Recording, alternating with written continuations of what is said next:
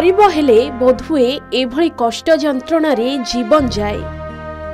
बहु कष्ट रे घर खंडे बनईथिले किंतु छारखार हो गला पूरा परिवार।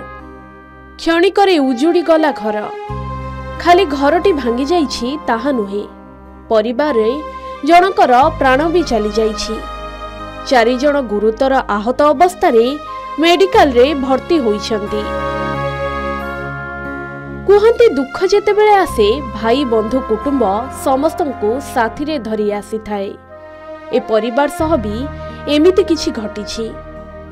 घर तो भांगिला, ता सह जनक जीवन भी गला। झाटी माटीर घर को बनैबा पई बहु कष्ट करिथिले परिवार लोक, किंतु एबे मुंड गुंजिबाको छपरटीए भी नाही।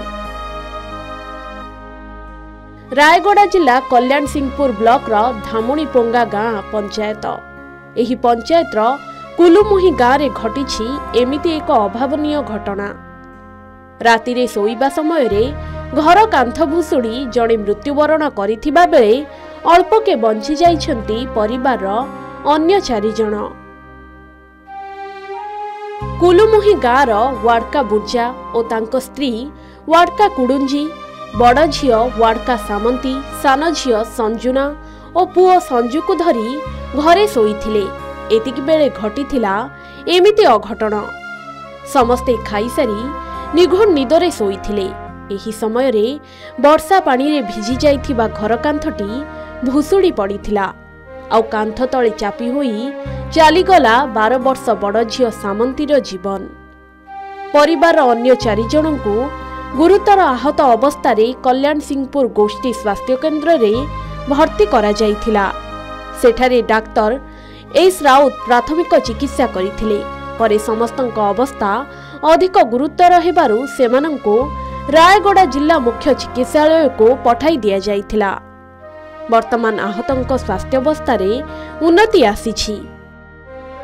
एही घटना घटिबा परे कल्याण सिंहपुर अंचल रे शोकर छाया खेली जाइछि। कल्याण सिंहपुर राजस्व विभाग तरफरु एही पीड़ित परिवार को सहायता राशि दिया जाइछि, किंतु एभली अवस्था रे तुरंत घर प्रस्तुत करी हेब नाही। एमाने एबे केउठी रहिबे, कौन खाइबे, सेही चिंतारे परिवार। तेणु एही असहाय गरीब परिवार को मुंड गुंजिबा पई प्रशासन तरफरु व्यवस्था करा जिबा जरूरी।